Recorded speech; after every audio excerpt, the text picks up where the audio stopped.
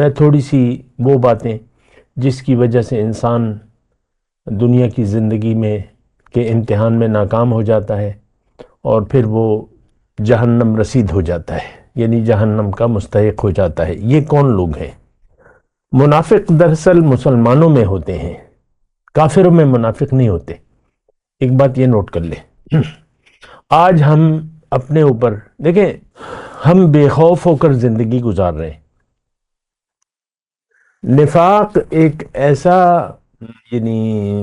ایسا جرم ہے جس کے نتیجے میں منافق کو جہنم رسید کیا جائے گا اور وہ اس میں ہمیشہ رہے گا۔ ایک بات یہ نوٹ کر لیں۔ تو بہرحال میں صرف ایک بات ابھی کہنا چاہتا ہوں، وہ یہ ہے، حضور صلی اللہ علیہ وسلم نے فرمایا کہ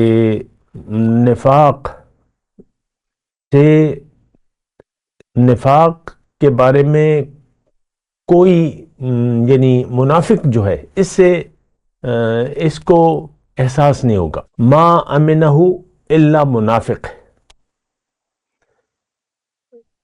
جو منافق ہے اس سے امن میں رہے گا اور یہ سمجھے گا کہ میں منافق نہیں ہوں۔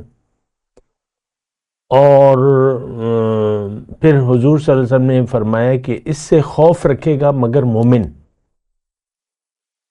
یعنی صرف مومن کو منافق ہونے کا ڈر ہوگا۔ یہ آقا کا فرمان ہے۔